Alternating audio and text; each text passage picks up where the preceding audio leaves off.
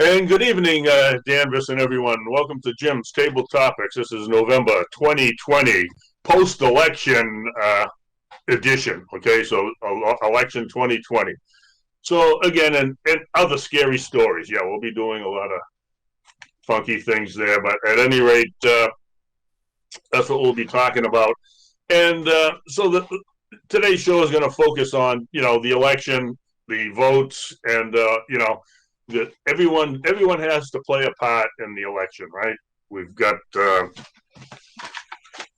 media, the candidates, the campaigns, and we the citizens, the voters. So we'll see what happens and how everybody takes a look at this. But just funny points of thing like your government sent 1.1 million dead people stimulus checks. Wonder how many of these folks also voted, and that's Senator Rand Paul. So basically, that's what we're talking about here, folks. We got to look at the reality of what's going on in the fake news, the real good news. I like to focus more on the good news because these are the times to try men's souls, right? We got to try to focus on the reality of what's going on. This is going to be our 46th president or our 45th again when the votes are all counted. So we'll see what happens. But for time immemorial, we have overcome, we have survived, and we will continue to move on. So let not your heart be troubled. Don't worry about this stuff. Focus on the good news, not the fake news, which is what we're going to do right now. Okay, so again, today's focus is going to be on the post-election and pre-election and all the things that are going on, and then we're going to talk about I have a lot of video clips. So actually, this show will be 90 minutes because as I finished up getting everything ready for my regular 1 hour show, I came across a clip of Kayleigh McEnany, and again, what she says, you never heard in the media for the last week because they don't tell you the rest of the story. They're obfuscating the truth, and they have a lot of help from fake Republicans, from corporations, the high-tech people. It's just, again, that's all the fake news, so that's why we got to, Lord help me, let's get to the good news, okay? So that's basically the format for what we're going to do today. So we're going to go for 90 minutes, but I'm only going to talk for 35. My goal is 35 minutes, and that means 55 minutes worth of video of not me. So without further ado, we're going to go to the good news. Lord Heavenly Father, bless our hearts and our ears and our minds to hear good news from you, Lord, and not to be consumed by the darkness that's been predicted for this country. In the name of Jesus, amen. Okay, we're going to focus on our faith, hope, and love. It's a trifecta of goodness. That's where I try to focus, no matter what. I always take a step back. Dear Lord, help me have more faith and hope and love. Okay. Oh, so yeah, we got to get back to the good news is right. So I got to remember how I get there. I got to put my good news pointer. Okay, so yeah, this is just my I look at this every now and then just to make sure I know. You got to know your audience. We got the great generation, baby boomers, the Gen X, millennials, and it's we got a lot of different people having different points of view and different information points. So, in the good news, I'm going to say to myself, has anything changed in 2,000 years? Hordes in the streets screaming, justice, dead cops now. They may as well be screaming, Barabbas, Jesus, crucify him. I mean, it just kind of, in my mind, that's how I relate to that. So, back in the days of Israel, when they were in bondage in Egypt, God told them to put the blood of the lamb over the door and let evil pass by. That was the first Passover. So the second Passover, the New Testament version of the Passover, is the blood of Jesus. Jesus was the lamb who died for all our sins. So we got to accept the free gift of Jesus, that he died for our sins, and let evil and death pass over us yet again. In the name of Jesus. Okay. So, because I've had a lot of discussions with people with, even in my family and friends, neighbors, relatives, family, I go back to the serenity prayer.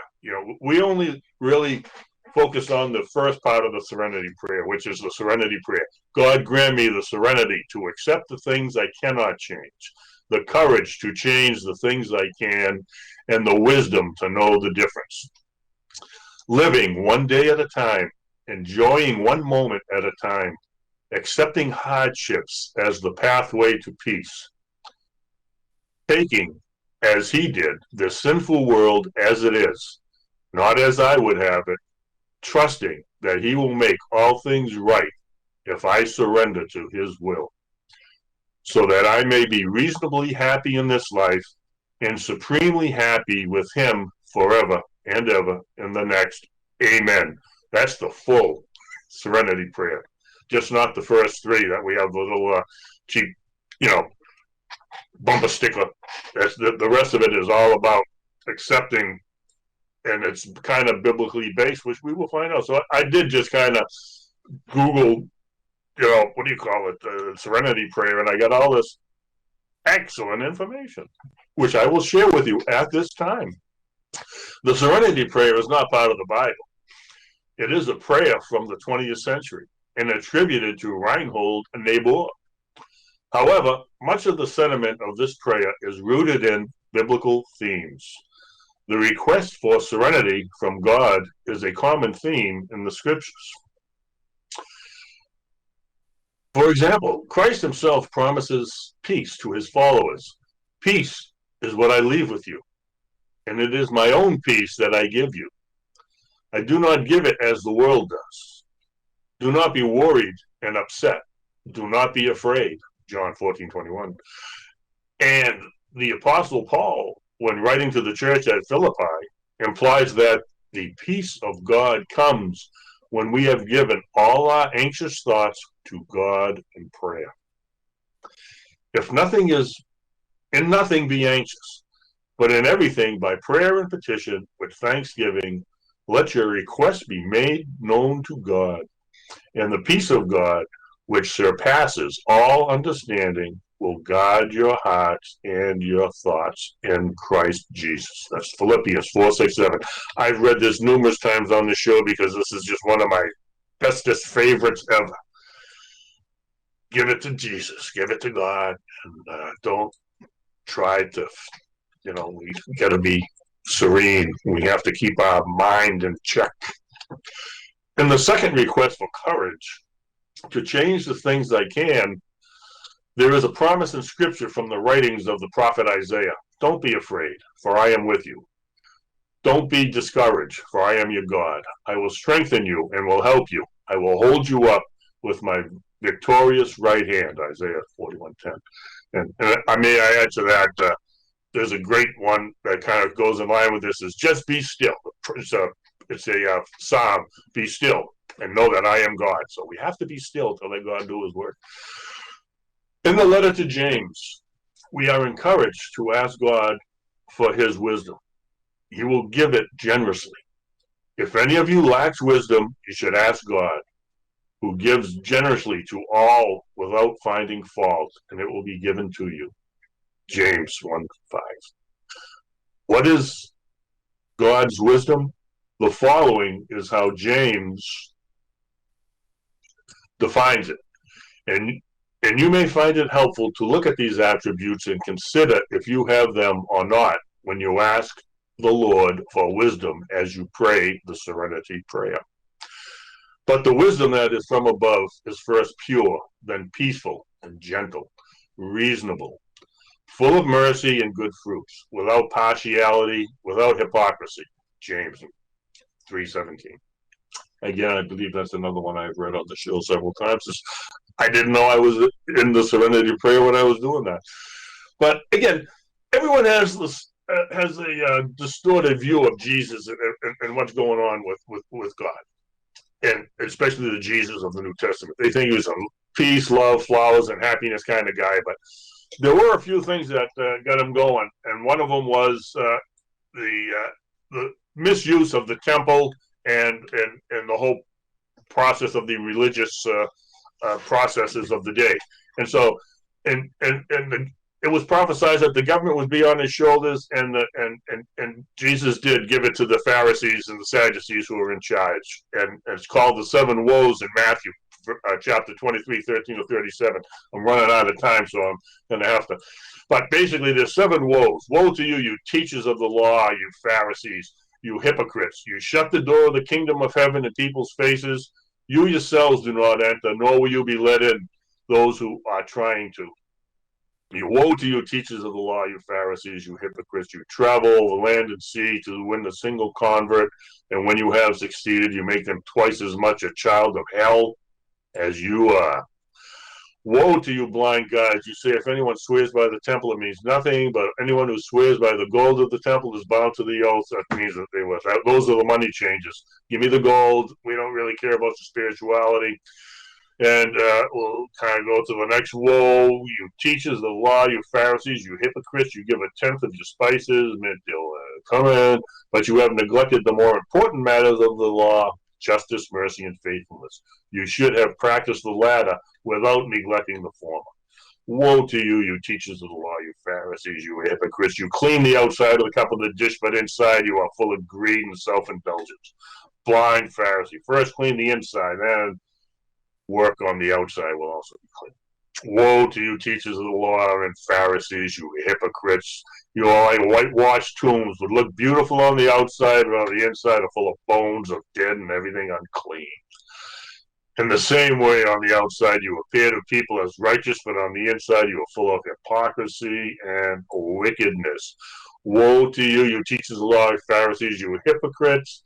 You build tombs for the prophets and decorate the graves and righteous. And if we had lived in the days of our ancestors, we never would have been taking part in the shedding of the blood of the prophets. So you testify against yourself. You are the descendants of those who murdered the prophets. Go ahead then and complete what your ancestors started. You snakes, you vipers, you brood of vipers. You will escape. How will you escape being condemned to hell? Therefore, I am sending you prophets and sages and teachers. Some of them you will kill and crucify, others you will flog in the synagogues and pursue them from town to town, and upon you will come all the righteous blood that has been shed on the earth, from the blood of the righteous Abel to the blood of Zechariah, and it just goes on. Okay, so in the name of Jesus, history's just repeating itself over and over again. That's the good news. The good news is Jesus will fight for us in the public square, and he's doing it.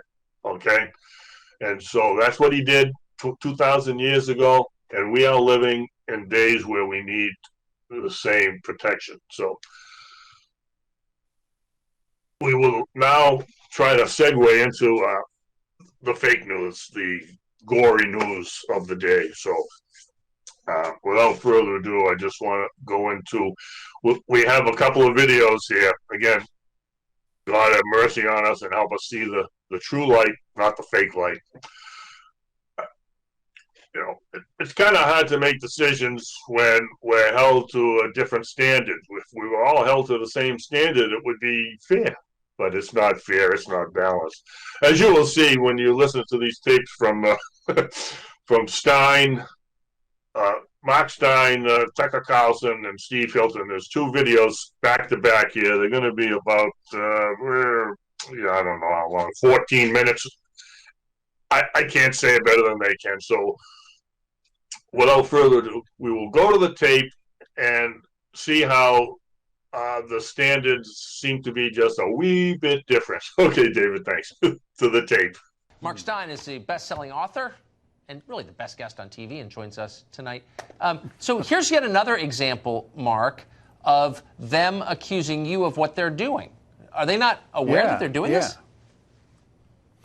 I think Hillary Clinton is totally unaware when she says that, you know, you run the best campaign and all the rest of it. She's actually clutching at straws as to why the inevitable candidate did not win. But this is really the flip side of what you were talking about with Molly just now, because these two stories run in parallel. The Democrats essentially provide political cover for all these FBI types monkeying around, wiretapping and surveilling the opposition. Because if the Democrats didn't lend it political cover, we would all see it for what it is, the deep state gone rogue. Right. At the same time, the deep state's investigation of George Papadopoulos and co. provides cover for the Democrats as to why Trump's victories, Republican victories, are never legitimate. So in a sense, these two things operate on twin tracks and support each other. But when you have someone like Stacey Abrams actually saying we don't need to concede anymore because this entire system is oppressive and out to get us, the Democrats are coming close, actually, to making politics entirely impossible. And when you do that, it doesn't actually leave much else except civil war. So by delegitimizing this process, they are actually playing with matches. When you say that the election is illegitimate because the system's illegitimate, because the founding documents are illegitimate, because the people who wrote them were racist, at a certain point, aren't you really saying, like, I don't need to play by your rules, I'm just going to seize power when I can? Well, Stacey Abrams' argument is, unless I win, the election was rigged. Right. And Hillary Clinton, who is a far more senior figure than Stacey Abrams, actually came close to saying that on stage in Los Angeles. Because I didn't win, the system must be rigged. And actually, when I read that Nancy Pelosi thing, I don't think Trump is like that at all. I think if Trump were to lose narrowly, he'd sound off on Twitter. He'd say the presidency is for losers. Living in the White House was so degrading after you've lived in Trump Tower. I'm going to build a fabulous new Trump resort in Kazakhstan. Screw you all. He'd have a ball with, if he lost, he'd have a ball and he'd be gone. But what the Democrats have done for the last 2 years, in particular Hillary Clinton, it's Hillary Clinton's refusal to lose, tied to what we've been talking about with all these deep state guys going rogue in alliance with foreign intelligence agencies, eavesdropping, monitoring, trying to entrap American citizens. That's these two crimes are actually the same crime, and one half supports the other half. Very smart, as always. Mark Steyn, thank you. I know how angry you are, and I know what you're angry about. I'm going to end tonight, as I always aim to, on a positive note. But let's start with this.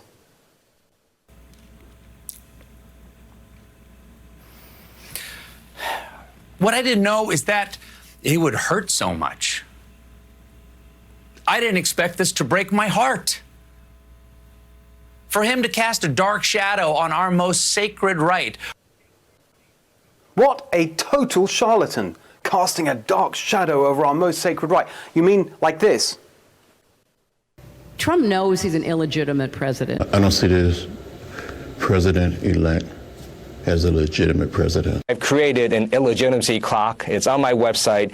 If you look at it, it tells you how many days and hours Donald Trump has been illegitimate as president. For 4 years, they plotted and schemed to undermine and overturn the sacred right of American democracy. For 4 years, they smeared the duly elected president and his supporters. Not my president, they screamed, not my president. 4 years on, still they're at it, still they parade their reckless, condescending intolerance. I'm not going to say that 50% of Americans are racist and sexist and homophobic, but I will say that that tells me that they will look the other way to that kind of behavior, to the plight of their fellow Americans, if personally they feel that they are doing okay and that they will do better under that type of presidency. And that, I think, is despicable. It is un-American. From deplorable to despicable. 4 years of non-stop hate. And now they want the Americans they dismiss and demean to just roll over and pay homage to the new regime. No, no, no. They go on about democratic norms and how Trump is undermining them. Right, let's follow their example. Let's uphold their norms, Democrat norms. Joe Biden should not concede under any circumstances. Under any circumstances. Now, I wouldn't go that far. Refusing to concede under any circumstances would be an attempted coup. That may be a Democrat norm, but it's certainly not a democratic one. So let's agree this. And how could any reasonable person not agree? Every legal vote should be counted. No illegal vote should be counted. Any evidence of fraud or irregularity should be brought forward and the courts should adjudicate. That's what the president said. That's what Mitt Romney said. It's even what Biden said. It ain't over till every vote is counted. Every ballot is counted. Every election, some level of fraud, irregularity, error. Usually it doesn't affect the outcome. But when it's this close, this important, with this many late changes to the rules, of course we should investigate thoroughly. Not just for the sake of seeing our chosen candidate win, but for the sake of faith in our system. We've just made a massive change to that system with very little planning and very little scrutiny. It looks like it's here to stay. So it is essential to have a proper understanding of what happened. That's not just in President Trump's interest, it's in the Republican Party's interest, and it's in America's interest. And by the way, everyone knows that if the positions were reversed, every single Democrat, every Biden propagandist on CNN and NBC and everywhere else would be telling Biden to fight and fight and fight to the end. So we can do without the lectures about undermining democracy from the people who did nothing but that for 4 years with their Russia conspiracy, who tried to derail a presidency with endless investigations, pseudo-scandals and a phony impeachment. But we can also do without false hopes being raised. Trump supporters have been through a lot. Of course we want that Trump second term, but do not give us false hope that it can still be achieved if in fact it cannot. We want the Trump second term because of the success of the first, on the substance, on its results, one of the most successful in history. We laid that out for you last week in our closing argument. But I've said a number of times that real power in politics is not the office you hold. Everyone loses that eventually. It's not even the policies you implement. They can be reversed, and usually are. Real power is when you change the way people think.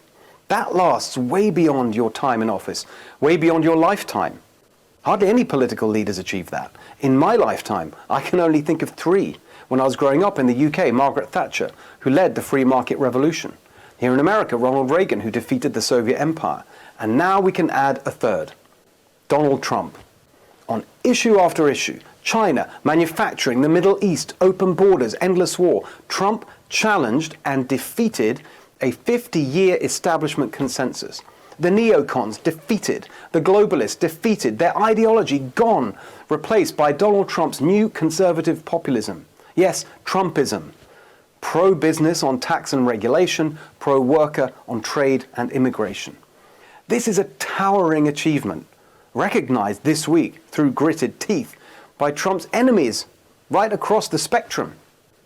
From progressives like Jamel Bouie in the New York Times, to mainstream Democrats like Claire McCaskill, to never-Trumpers like Andrew Sullivan, who wrote, Trump's core message was seared into one of our major political parties for the foreseeable future and realigned American politics. That realignment is real. Winning nearly 1/3 of Latinos, record levels with black men, doubling support from black women, higher with LGBT Americans, working class Americans, Jewish Americans, Muslim Americans, over half of Native Americans. The highest share of the non-white vote for 60 years. President Trump has turned the Republican Party into a modern, multiracial, working class coalition. That is a historic shift, a once-in-a-century shift. Meanwhile, Trump has helped turn the Democrats into the party of the coastal and urban elite. Look where Biden got his support. Wall Street, lawyers, professors. All of this gave Biden huge advantages. He had big money. over twice as much as the president. But he had something else money can't buy: the alliance of bias, big media and big tech. An early study found that big media is over 90% negative about Trump. By the election, it looked like 100%. How could that not suppress the vote? How could their polls, Washington Post and ABC, with Biden 17% ahead in Wisconsin, how could that not suppress the vote? Big tech suppressing the message, suppressing information that could hurt Biden. Trump had the entire establishment against him. They were salivating over what they called the Great Repudiation. Well, it didn't happen. We wanted to see a repudiation of this direction for the country. And the fact that it's this close, I think, it hurts. Republicans won in the Senate, won seats in the House, won state legislatures. The Trump haters say that shows voters wanted Republicans, but not Trump. But compare these results with 2018, when it was Republicans on the ballot without Trump. Then there really was a blue wave. Not this year. It was Trump who saved the Senate, Trump winning seats in the House, Trump getting those state houses back. If Biden is eventually certified, he'll have no mandate. No mandate on policy. He never talked about his policies. No mandate even for his mask mandate. Trump won the places where the virus is worst. Latinos, Black Americans, working Americans. They chose Trump recovery, not Biden shutdown. And if anyone tries any of that, I'm telling you now, here on this show, we will resist, resist, resist. Yes, we're the home of positive populism, pro-worker, pro-family, pro-community, and pro-America. But if there is any retreat to establishment rule, whether from Democrats or Republicans, like Lindsey Graham or Liz Cheney, we will be the home of the peaceful resistance. In this election, Donald Trump confounded the pollsters and the snooty establishment once again, this time with his promises delivered, his record established, his fight against woke supremacy. When you consider the forces ranged against him, while it may yet be a political victory, there is absolutely no doubt at all that he won a moral victory, and one that will endure for generations. Okay, folks, welcome back. And so, again, as you can see, the, Hillary never accepted the election results of 2016, and nor did all the other Democrats. No, and they railed and railed. They've been railing ever since 2016. It's now 2020. So for 4 years, they never accepted it. And it's just, and as Steve Hilton pointed out, how much hypocrisy can we put in 14 minutes? It's just crazy. It's crazy. I mean, they have brutalized Donald Trump because, they brutalized him for this and everything else he's ever done. And whatever these people do, it's wonderful and beautiful. How can you make a decision when you're getting all sorts of puff, smoke blown in your face, all these lies and deceptions about what's going on? There is not.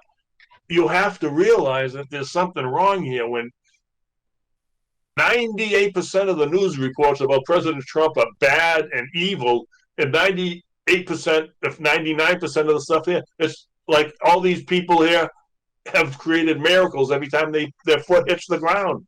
It's pathetic. But how can you make a good decision when your information is so distorted? We're going to get into that with the next clips because, this president is fighting for the American people. He's fighting for the Constitution. He's done a lot of good work on the borders, in the foreign policy, peace. They offered him the Nobel Peace Prize, and all of a sudden it disappeared because they can't give him any good news. There's no good news for the Donalds. Yeah, he's not the, sharpest, he's not eloquent, but then again, they're fighting him day in and day out. He's on the defense. He's got his own party ripping him apart. And, as Sarah Sanders said, which is They wake up every single morning with one goal in mind: to destroy the president. They've been doing it for 4 years. So talk about not accepting. And they call him an illegitimate president, right? He's an illegitimate president. Illegitimate president. Yeah, that's right. That's correct. So, all right. So now we're going to kind of segue into the next tape, which is Ted Koppel. Well, let's see what it is. It's going to be,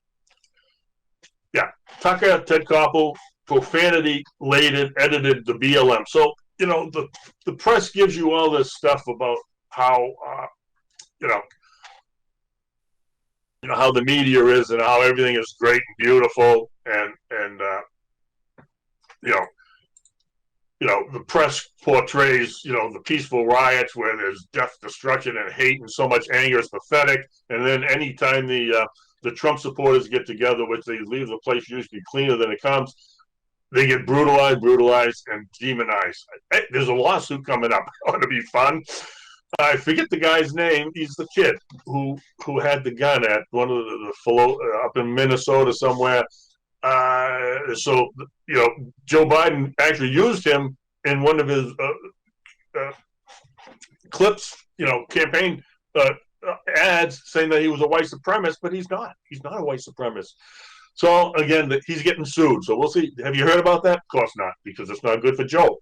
Okay, so look at folks. This is what we're gonna do. We're gonna go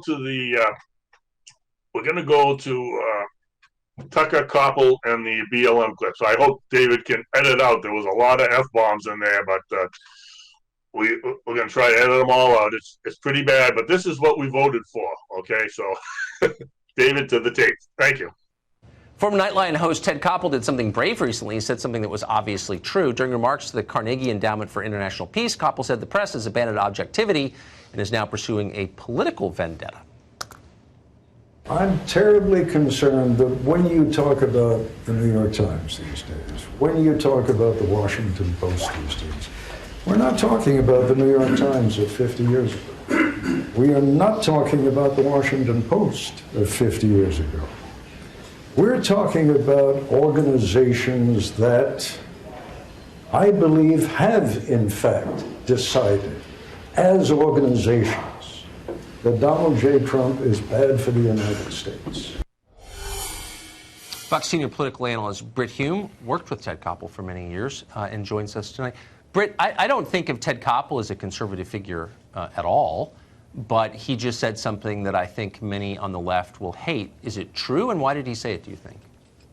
I think it's unmistakably true, Tucker, and you're right. I did work with Ted Koppel for many years. He's old school, much as I am. We come out of the same tradition, which is neutrality in news coverage, opinions reserved for columnists and editorial writers.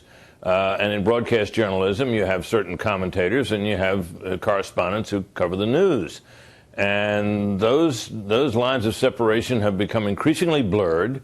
And in the age of Trump, as Koppel suggested, they've gone completely out the window because of a sense among journalists that the election of Donald Trump constituted a national emergency, and it was their duty as patriots to resist it and to do all they could to undo this presidency, which they have assiduously, in my judgment, tried to do, and we see it reflected constantly.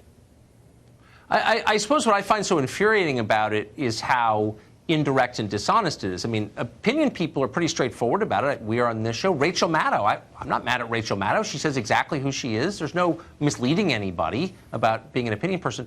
Why shouldn't news people who decide to become activists just say so out loud?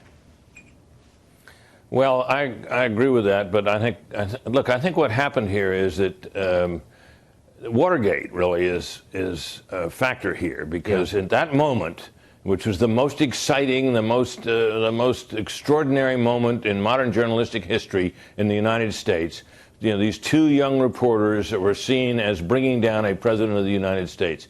We'd all been told that the Fourth Estate was powerful and so forth, but none of us had ever seen anything like this. This was truly remarkable. It was glamorous. They were celebrated in movies. They were the subject of endless books and so on, and it was an extraordinary moment. And it created an atmosphere in which I think journalists want to relive that. And here comes a target even more unpopular than Richard Nixon was, in the person of Donald Trump, and they have gone about their business. And it is, and you know, back in those days, the Washington Post reporting on Watergate, which was so celebrated, was pretty darn solid.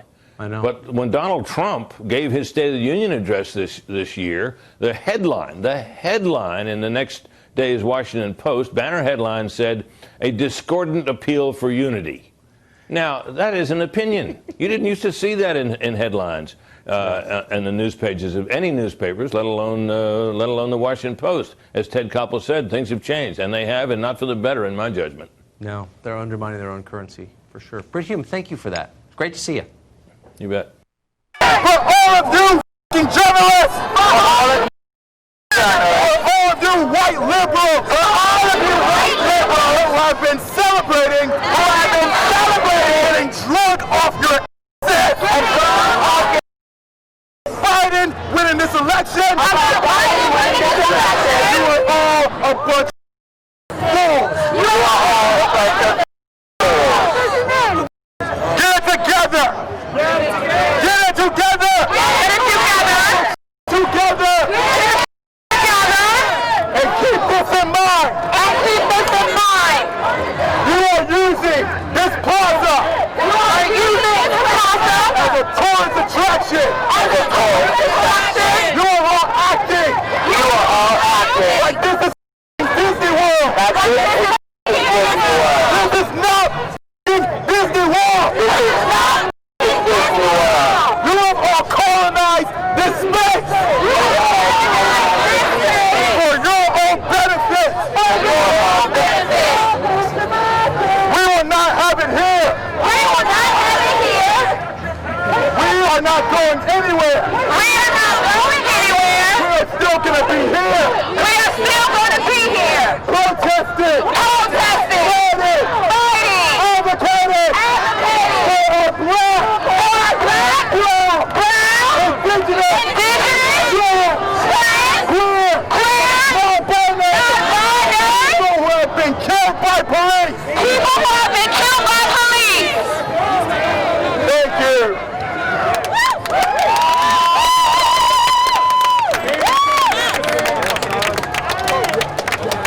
Remember, y'all, this isn't over. If you weren't out here much, you shouldn't be out here right now. Go home. Unless you win this movement, go home. It's not a party. We're just getting started. We'll be back. Don't worry.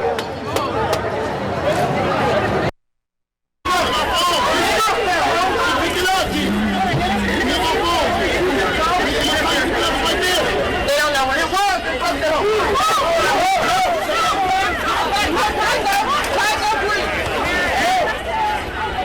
See?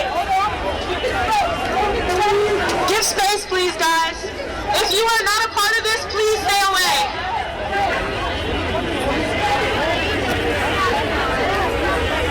Bro, come on! The last thing we want to do is see a black man get arrested by the police! That's what we want to do! Okay, folks, welcome back. I hope you enjoyed that. I mean, yeah, that was a good few minutes there. But we have to focus in on what's actually going on with the BLM and things. Again, like I said, the media doesn't report what's really happening with the BLM movement. You know, everyone's got BLM sign on, but as you can see, there's a lot of raw anger, a lot of raw emotions, untamed, unbridled, and that's what gaslighting is, and that's what I'm talking about with Ted Koppel and the media bias. It's not even bias anymore. It's gone in, we used to call it bias, and then it was fake news, and then it was propaganda. It's gone into full-blown collusion. This is full-blown collusion, people. The collusion is with the media, the deep state, Hollywood, the educational systems. It's all one big conspiracy that they tried to hang on Trump, but they couldn't do it. For 4 years, they've done everything they could to find facts and evidence to get him, but they didn't. And now they're saying there's no evidence and there's no facts for the fraudulent vote,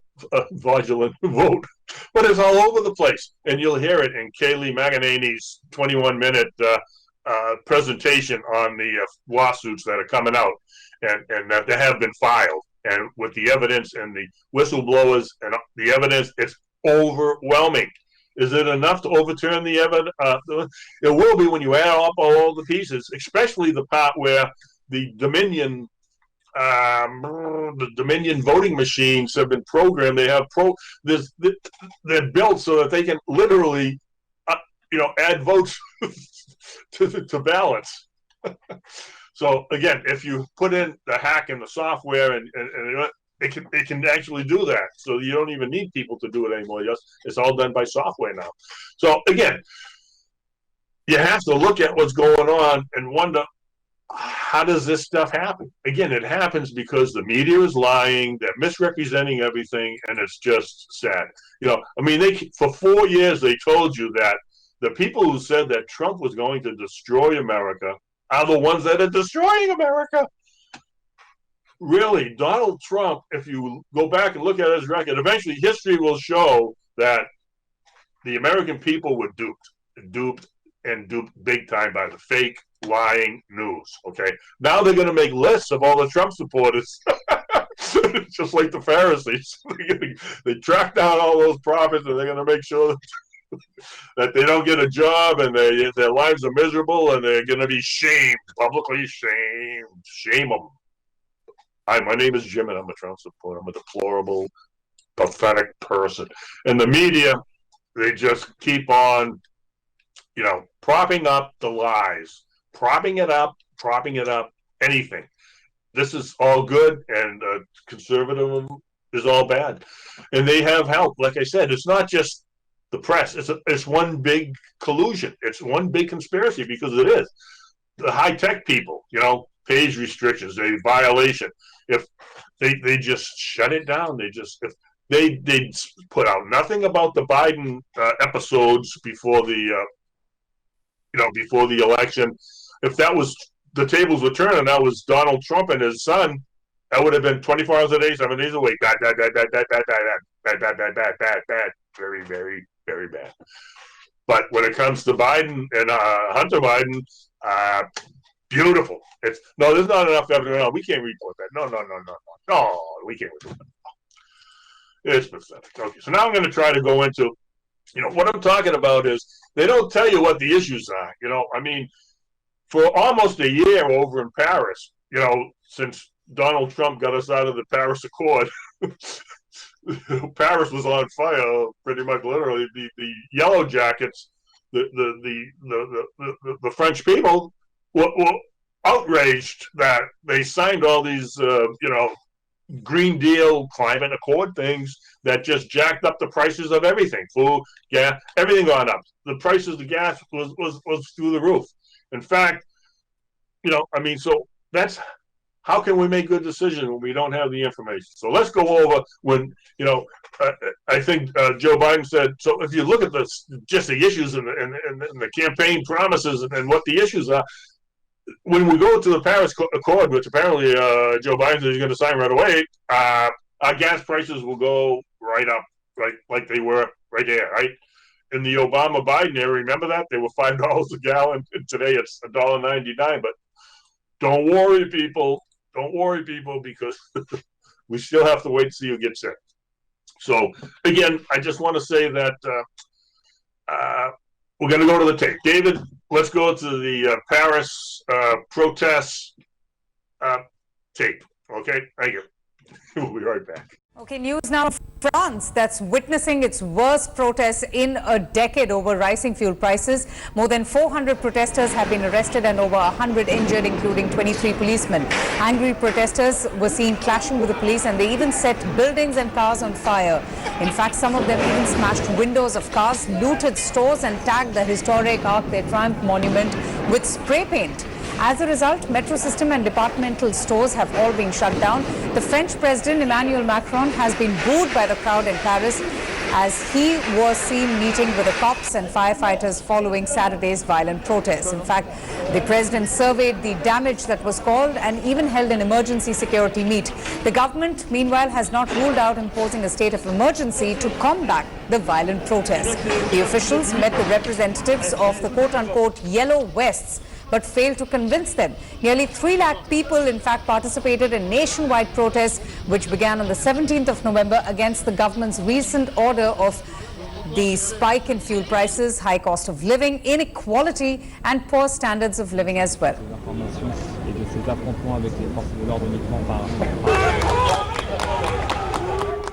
Thanks for watching the video. For more such news and updates, please like, share and subscribe to India Today. Also check out our other great videos from our channel. We know you would love to.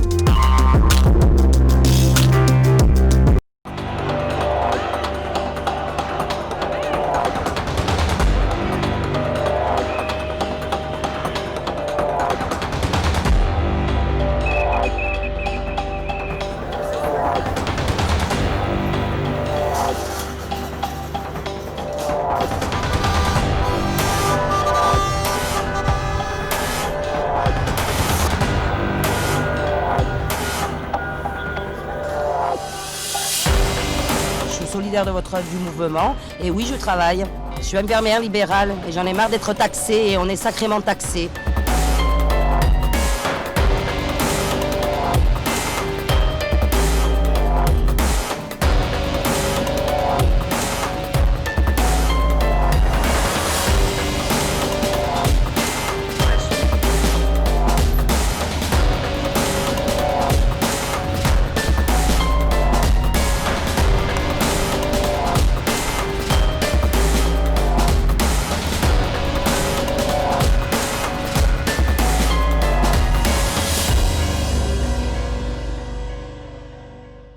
We're back. So as you can see, in Paris, it's going to be the same here. You can't help not do these things because policies have impact. It's called unintended consequences. Some of these are intended. I mean, if you listen to AOC, she will tell you that, yes, we are going to implement this Green Deal. Joe Biden's going to do it. And everything is going to go up. If they come in and they think your house is too energy inefficient, they'll make you knock it down and build a new one. That's what's in the plan. They want to knock everything down and rebuild it. I mean, Lordy. So again, you can't make this stuff up, but the press doesn't tell you this because the press is they're elegant liars. They're just elegant. In fact, if I'm not mistaken, who was it? Harry Truman. They called him, give him hell, Harry. And so they said, well, doesn't it bother you that they call you give him hell, Harry? Well, why do they call you that? And he said, they call me give him hell, Harry, because I tell them the truth and they think it's hell. Okay, so so that's where we are right now. And that's how fishermen fish. That's how everybody fishes, and how when you're hunting, you put out the bait. It looks real, it tastes real, but oops, there's a hook in it. Gotcha. The truth can stand by itself. We're going to have to start putting on our adult pants here and standing and knowing what's a lie and what's the truth, okay?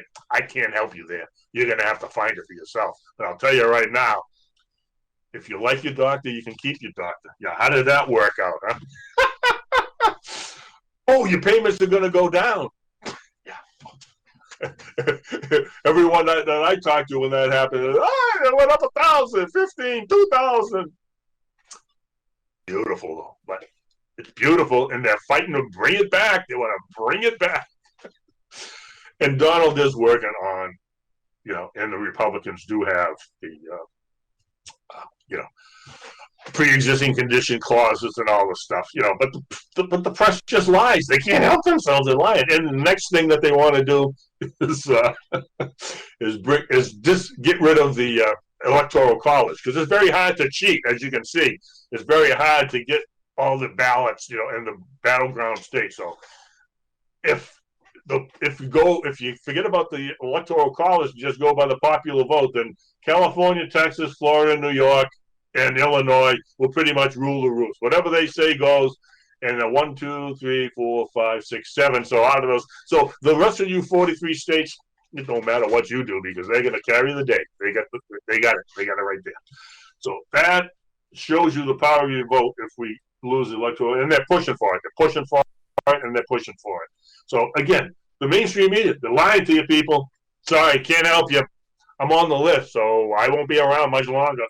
And so now we're going to go to the voter fraud. This is an encore presentation. I just want you to know that there is such thing as voter fraud, and it does happen all the time. There's thousands of cases that have happened before this election that have been prosecuted, and people have gone to jail for voter fraud. And they've been doing it on small scales to win elections in states here and there. But, to win the national level, to the presidency, you have to contend with the pesky voter, electoral college, and it's very difficult. As you can see, they tripped all over themselves trying to get all their crooks in the same. But that'll come out. So, without further ado, let's just go to the voter fraud encore. It's again a 5-minute video that we'll just have to see how.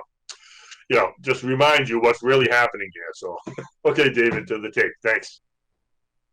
While the major media fixates on the influence of foreign powers on American elections, a much more serious attack has been taking place right under our noses. Good old-fashioned, homegrown voter fraud. Let's look at 3 of the worst offenses. Example number 1, bloated voter rolls. In 244 counties across the United States, there are more registered voters than there are people legally eligible to vote.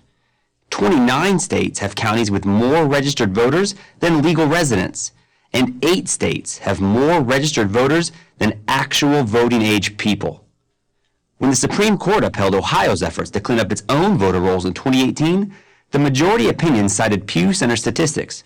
24 million voter registrations in the United States are either invalid or significantly inaccurate, and nearly 3 million people are believed to be registered to vote in more than one state. These numbers have a shocking implication. It's very easy to exploit our voting system. During an undercover investigation, New York City detectives made 63 attempts to cast illegal ballots based on flawed voter rolls. They were successful 61 times. Similar investigations in other cities and other states produced the same dismal results. But phony voters on the rolls is just one threat to election integrity. Here's example number 2, ballot harvesting.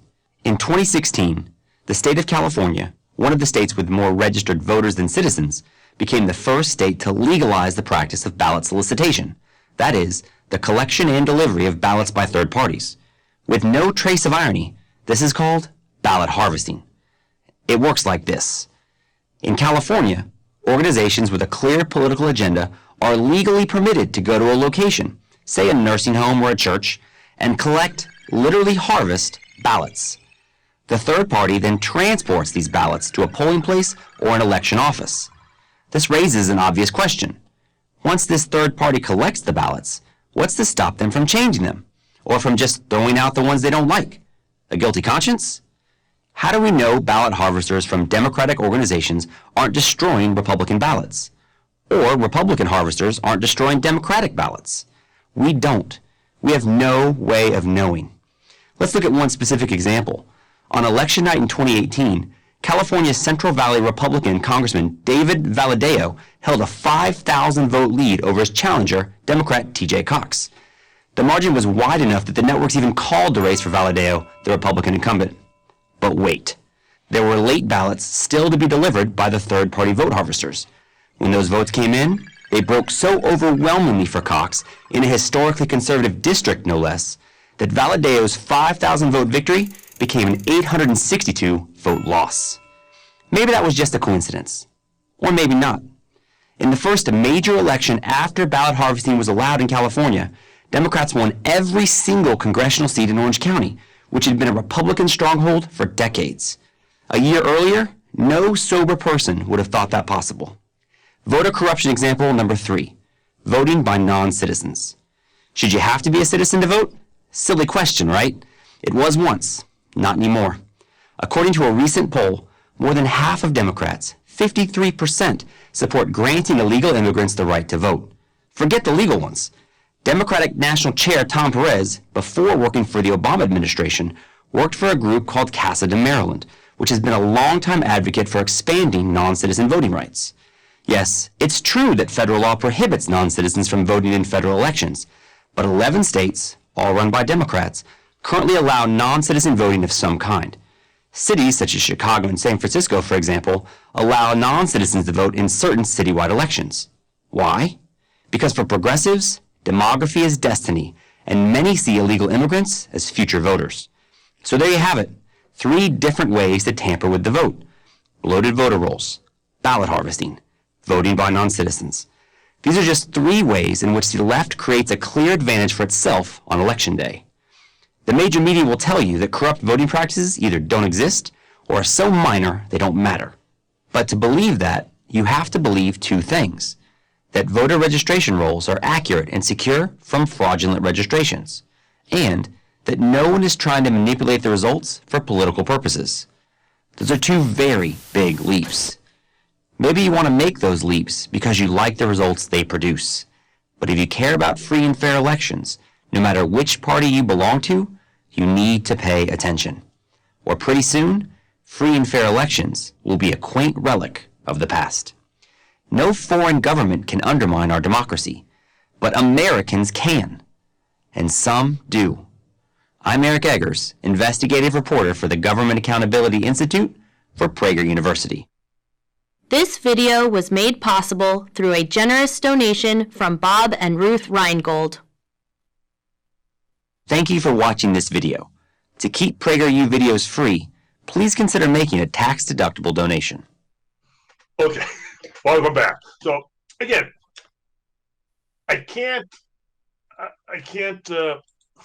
emphasize enough the hypocrisy of what's not being reported in the mainstream media as far as all the evidence for voter fraud. All they do is keep saying, doesn't happen. No, that's not real. No, it's not real. It's not real. It's real. It's real. And you know, the big tech, the media, they're all, and the fake Republicans, the rhinos, Governor Charles Baker, and all, you know, the Mitt Romneys and all them, you know, they've been compromised. They've been co-opted by the deep state.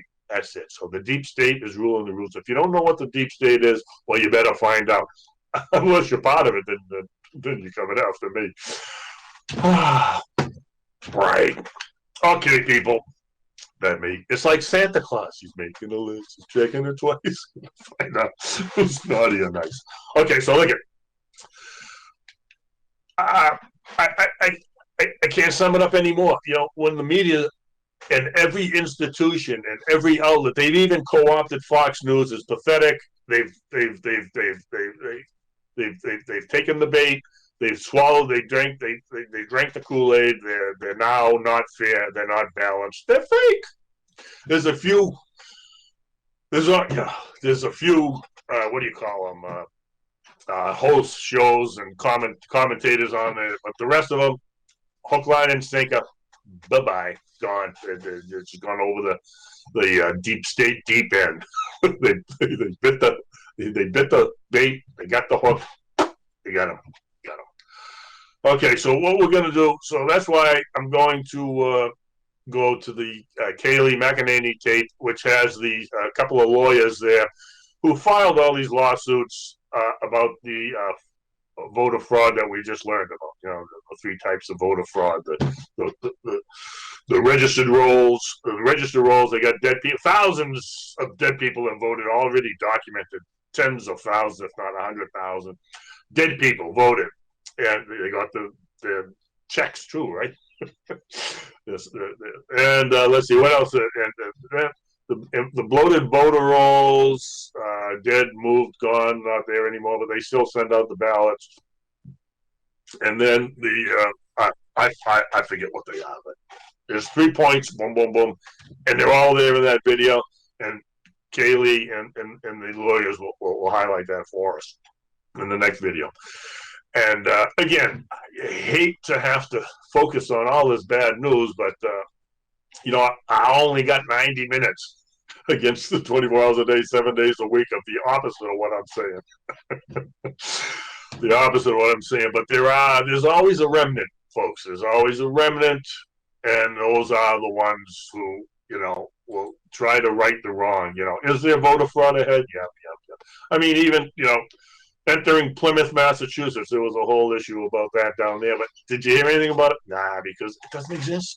If they don't report it, it doesn't exist. It doesn't exist. It didn't happen. There was a rally about voter fraud down at the Lexington Concord Green. Did you hear about it? Nah. There's going to be a million people down in Washington, D.C. Tomorrow. I got an email saying the bus is leaving. You want to be on it? I'd love to go, but I don't have the time.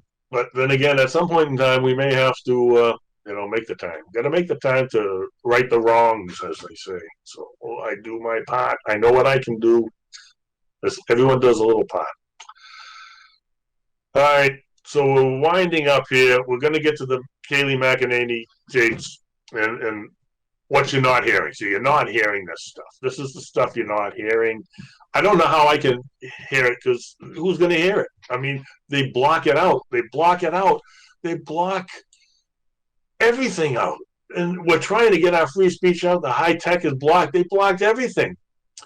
And the news media doesn't report it. And then the only outlet we have, so everyone's going to Newsmax and OAN or whatever, One American News.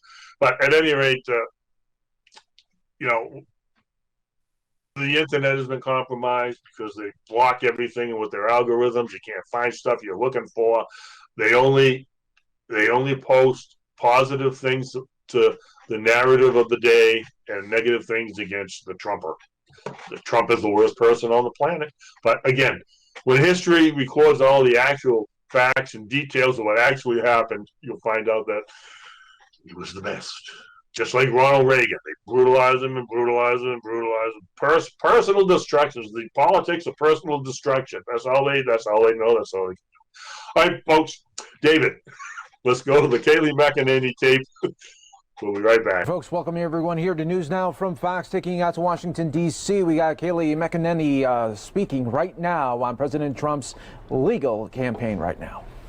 Is not over. Far from it. We have only begun the process of obtaining an accurate, honest vote count. We are fighting for the rights of all Americans who want to have faith and confidence not only in this election, but in the many elections to come. There is only one party in America that opposes voter ID. One party in America that opposes verifying signatures, citizenship, residency, eligibility. There is only one party in America trying to keep observers out of the count room. And that party, my friends, is the Democrat Party. You don't take these positions because you want an honest election. You don't oppose an audit of the vote because you want an accurate count. You don't oppose our efforts at sunlight and transparency because you have nothing to hide. You take these positions because you are welcoming fraud and you are welcoming illegal voting. Our position is clear. We want to protect the franchise of the American people. We want an honest, accurate, lawful count. We want maximum sunlight. We want maximum transparency. We want every legal vote to be counted, and we want every illegal vote to be discarded. Unlike our opponents, we have nothing to hide. The integrity of our election matters. The Constitution of the United States matters. What we have seen across the country is Democrat officials systematically trying to do an end run around the Constitution to tip the scales of the election in their favor. As Justice Gorsuch wrote in DNC versus Wisconsin state legislature, our oath to uphold the Constitution is tested by hard times, not easy ones. Last-minute changes to long-standing election rules risk other problems too, inviting confusion and chaos and eroding public confidence in electoral outcomes. Pennsylvania is a case study in just this. Allow me to just broadly review 3 points that have happened in Pennsylvania. Number one, in Philadelphia, poll watchers who are legally permitted to be there and observe the vote count were blocked from observing the count. Our poll watchers were put behind barricades in a massive room. They were many feet from the counting process, and in fact, when you look at all of the tables, many hundreds of feet, in fact, from the tables in the very back.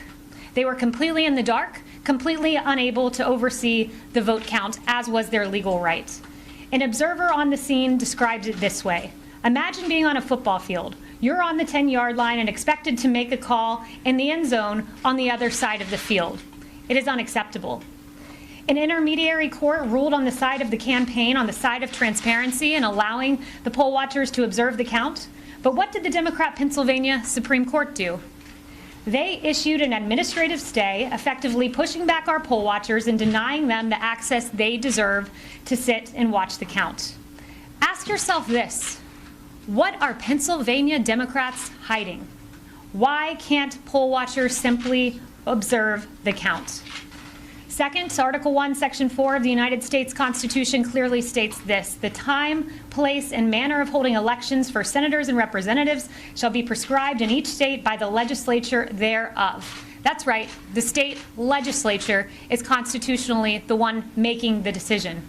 But the Supreme Court of the Commonwealth of Pennsylvania, Kathy Boockvar, and the Democrat-tilted Pennsylvania Supreme Court have continually disregarded the Constitution, making decisions clearly in the domain of the Pennsylvania legislator. In fact, maybe there's a reason the Secretary of State, Boockvar, keeps substituting her will for that of the legislature in a completely unconstitutional fashion. Perhaps it's because she has motive. In fact, she has shown her partisan hatreds tweeting this: using the title, quote, president before the word, quote, Trump really just means the office of the presidency. We see where her motives stand. And finally, a mere survey of the facts shows that voters in blue counties like Philadelphia County were given certain privileges that voters in red counties were not afforded. The Constitution's Equal Protection Clause requires uniform standards, but Democrat election officials created disparities depending on where citizens lived and where they voted in the state. Some counties set up satellite offices for backdoor early voting, whereas other counties did not. Some counties allowed pre-canvassing, where other counties did not.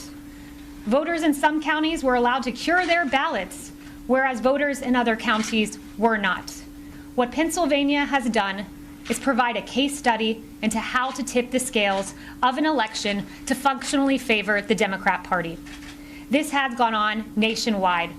And I'll leave you with this. In DNC versus Wisconsin State Legislature, in another attempt to count late ballots that arrived after the election, Justice Gorsuch wrote, "Nothing in our founding document contemplates the kind of judicial intervention that took place here, nor is there precedent for it in 230 years of the court's decisions."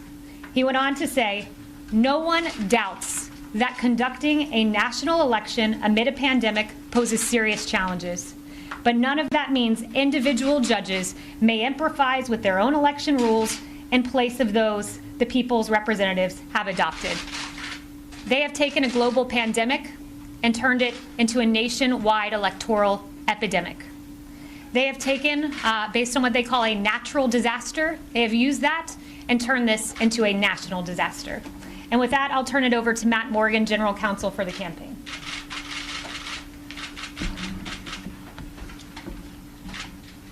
Thank you, Kaylee. As Kaylee stated, the election is not over. Tabulation and canvassing continues across the United States. And today in the United States District Court for the Middle District of Pennsylvania, the Donald J. Trump for president and 2 representative voters filed suit against the Secretary of State in select counties, alleging 2 things. Number 1, a violation of equal access based on a lack of meaningful observation and transparency, particularly in Democrat-controlled counties. And secondly, a violation of equal protection based on disparate treatment between Republican voters and Democrat voters. But what does this mean in layman's terms? What does this mean for all of you? What this means is if you are a Democrat in Philadelphia, you are allowed to work outside the bounds of the restrictions on fixing defective ballots, sometimes referred to as curing. But if you're in Republican counties in the state of Pennsylvania, you are not allowed to do that because they're strictly following the text of the statute in Pennsylvania. Secondly, if you are a Republican in the city of Philadelphia, for example, you are not allowed meaningful access to the observation of the vote tabulation process. If you are a Democrat in a Republican-leaning county in the state of Pennsylvania, you were allowed that access to meaningfully view the ballots as they're being counted. There are, in Philadelphia and Allegheny counties, there were over 682,000 ballots that were tabulated outside the view of our observers who are entitled by law to review those ballots. And we believe that a meaningful review of those ballots could discern that there were ballots that were illegally counted.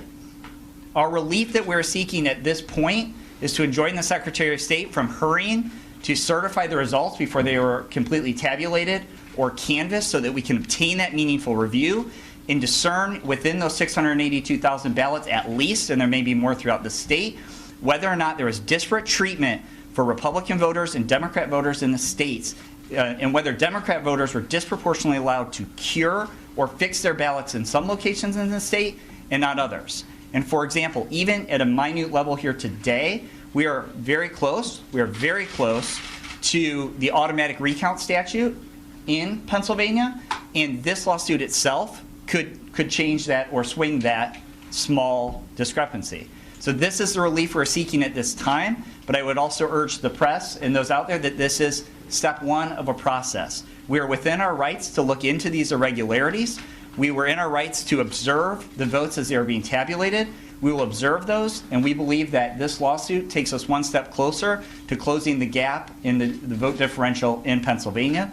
And at this time, I'll turn over to the Republican chairwoman, Ms. McDaniel. Thank you all for coming. I'm going to start with some of the irregularities we've seen in the state of Michigan specifically, and then I'll go a little bit broader.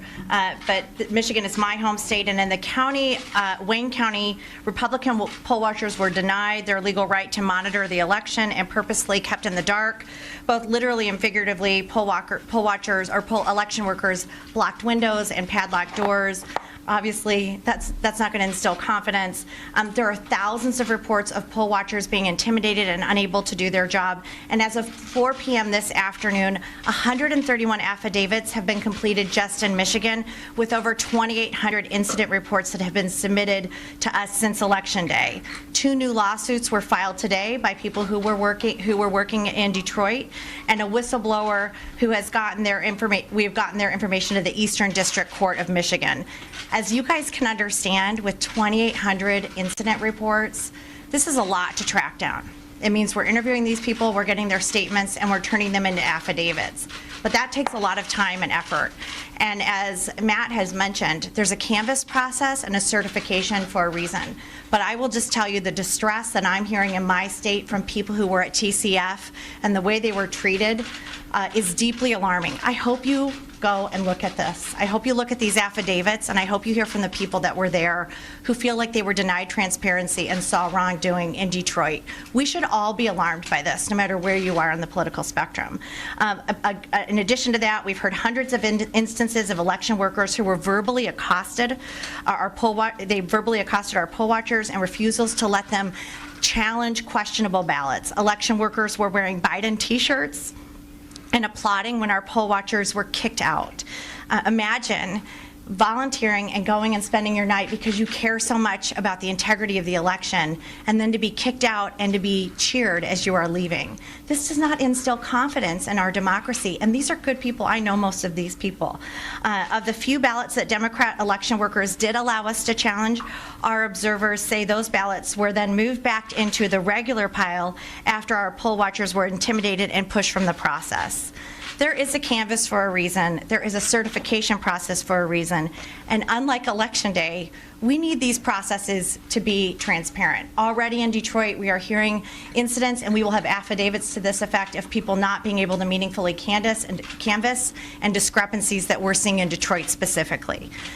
So just after a week after the polls closed, Democrats and the media want to ignore these clear irregularities and rush to call states as one and end the certification and canvass process. We're hearing we need to unite, we need to come together. Well, for the thousands of people who spent time and hours going out to be part of this process, who feel disenfranchised, who don't feel like there was transparency, we can't do that unless we search out all these irregularities. Even one instance of voter fraud should be too many for all of us. We intend to ensure that every lawful voter has their vote counted in accordance with the law, that observers are granted the access they are due under state law, and that any irregularities that have occurred, whether by malicious intent or incompetence, are investigated to the fullest extent allowed under the law. We will not give up on this process until every last issue has been uncovered. The RNC has deployed legal teams in multiple states to investigate clear irregularities with voting, counting, and tabulation, and we will work with state and local authorities to ensure that a legal count is conducted in accordance to each state's laws and that every vote is counted.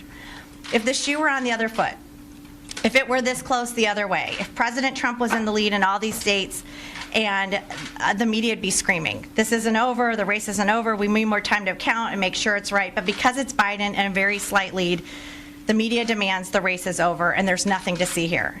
The American people need to have confidence in their elections. There are over 150 Americans who voted in this election, and they deserve to know that their votes were counted accurately. Right now, and I can say this as I'm hearing calls and hearing from people across the country, they do not have confidence that that happened. So I am asking the media, interview these people, talk to these people. Do not just dismiss these allegations out of hand, these irregularities. Go research it, because this is a problem when people are not being able to transparently watch the election counting, which they are legally allowed to do. It creates division in our country. Republican and Democrat should be allowed to observe this process, but in this case, it's Republicans that we're not allowed to. We will continue to fight. President Trump will continue to fight for us, and we'll continue to fight for him. Please go to visit.gop. Please visit GOP.com to donate, and if you see signs of voter irregularity, go to 888-503-3526. Thank you.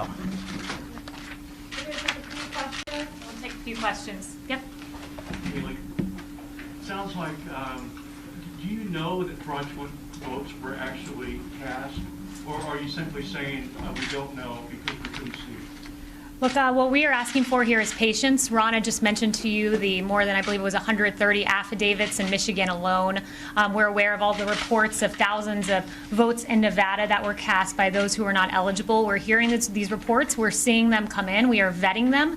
We are getting affidavits. So right now we would point you to all of that. That information is publicly available. But what we're asking for right now is patience as we explore these equal protection claims, among others. So can I add that? Let me just add a couple things in this recent lawsuit. One, we do have a whistleblower, which I discussed earlier this week, who was in Detroit as an election worker, not as a Republican poll watcher, who under affidavit says that they were told to backdate ballots, that their supervisor came and they were there on November 4th. Ballots that came in with no date, they were told by the supervisor, backdate the ballots to November 2nd or November 3rd so they will count. So that has been submitted to the to the U.S. Attorney in the Eastern District of Michigan. That is via affidavit. If you look at the recent lawsuit, and Mike Reed can get you the information on this lawsuit, let me just share. An election employee with the City of Detroit working at a polling location for 3 weeks prior to the election, this City of Detroit employee directly observed on a daily basis other City of Detroit election workers and employees coaching voters to vote for Joe Biden and the Democrat Party. This employee witnessed these workers and employees encouraging voters to do straight Democrat ballot, and witnessed these election workers and employees going over to the voting booths with voters in order to watch them vote and coach them who to vote for. During the last 2 weeks, while this same employee was working at the polling location, she was specifically instructed by her supervisors never to ask for a driver's license or any photo ID when a person was trying to vote. And as absentee ballots that existed all absentee ballots that existed were required to be input into the QVF system by 9 p.m. on November 3rd, 2020, This was required to be done in order to have a final list of absentee voters who returned their ballots prior to 8 p.m. on November 3rd, 2020. In order to have enough time to process the absentee ballots, all polling locations were instructed to collect the absentee ballots from the drop box once every hour on November 3rd. On November 4th, 2020, a City of Detroit election worker was instructed to improperly predate the absentee ballots received date that were not in the QVF. She was told to alter the information in the QVF to falsely show that the absentee ballots had been received in time to be valid. The election employee also observed a large number of people who came into the satellite location to vote in person, but they had already applied for an absentee ballot. These people were allowed to vote in person and were not required to return the mailed absentee ballot or sign an affidavit that the voter lost the mailed ballot. Listen, here's the thing. Why aren't you worried about these irregularities? But no, this is a separate question. But it's a separate question, which is, if you are finding these irregularities, if you have an election worker being told to backdate ballots, that's a problem. We're going to pursue all of this. Is it going to be enough? No, it's going to take time. Is it going to be enough? We don't know. Is it going to take time? Yes, it's going to take time. But what we are seeing is deeply alarming. Along with the software situation we had in Antrim County, which we need to get to the bottom of as well. Now we have a whistleblower, and now we have 131 affidavits talking about irregularities and problems that were happening in Detroit. That's just Michigan. Can you share the name of the poll worker? You can look at this lawsuit. Can you share the name of the poll worker? Mike, can you get them the lawsuit? We'll get that out to you. I don't know if that person's name, it may be a whistleblower, so they may be provided protections. Do you have any evidence that you can show us today that shows that illegal votes were cast? Well, I think I just went through that with you. With somebody backdating ballots, that's called illegal. If you are changing the date on a ballot, an election worker, a whistleblower, well, how would we have to subpoena that, and we'll have to get that information, but that's going to be an investigation process. But somebody was told, you need to backdate ballots to make them legal, ballots that were illegal under the law. How is there this big conspiracy theory against red counties and Republican voters, but the GOP picked up House seats? How are some Republicans okay? I don't think listen, how is it a conspiracy when a whistleblower from the city of Detroit is saying, I was told by my supervisors to lie and backdate ballots? This is somebody protected under the law. There's no conspiracy there. Matt, if you want to get Well, I can answer at least regarding the lawsuit today in Pennsylvania. Well, the question is about the Republican Party picking up seats. No, but I'm saying, you're talking about how the disparate treatment. So, for example, in the city of Philadelphia, if you do not provide an inter-secrecy envelope with your ballot as you return it, that is not supposed to count. But what we know is happening in Philadelphia is somehow the city of Philadelphia knew which ballots had inter-secrecy envelopes and did not, and we're telling voters ahead of time, hey, you may not have included your inter-secrecy envelope. You need to get in here and vote a provisional ballot and get that fixed. But that was only happening in Philadelphia, but that was not happening in the rest of the state because the state law discourages that. So as Democrats were disproportionately voting by mail, they were disproportionately picking up those added votes in the city of Philadelphia. Let me say one final thing. There were 682,479 ballots counted in Philadelphia, in Allegheny County, that there were no poll watchers allowed to watch. It's the job of the media to ask the question why, because all we are asking for is truth, transparency, and sunlight here. That is all we are asking for, and sadly we are asking the questions many of you should. And that is the statements there by President Trump's team as they continue to say to fight on even into December as they made those allegations once again on voter fraud. And we will see what plays out in the courtroom settings once these affidavits are. Okay, welcome back. So that's it, folks. I can't say any more. I can't do any more. It's all up to you. You have to make these decisions for yourself. So that's my post-election 2020. The story ain't over yet. It ain't over till the fat lady sings, and she got kicked out of the polling places, so we'll have to wait and see if she comes back in the lawsuits. So, and again, it's it's November. Have a happy Thanksgiving. Apparently, you can't have more than 6 people, 10 people, and they have all sorts of rules. They make up the rules and regulations as they go. Who can keep track of this stuff? We're trying to live here, people. We can't keep making up laws that contradict each other and just keep going. It's terrible. It's just terrible. So, again, focus on the faith, the hope, and the love. Have a happy Thanksgiving. Next month will be Christmas. We'll finish up on this election 2020, and don't forget the serenity prayer. Be serene. Have some faith, hope, and love. In the name of Jesus. I love you. God loves you. Have a good day, and we'll see you next month. Oh, wait a minute. I got to put on the. Yep, that's the end. We got to talk about a little good news, and now we can say good night. Good night, Davis. Brought to you by DCAT. All right, and happy times, and 1, 2, 3.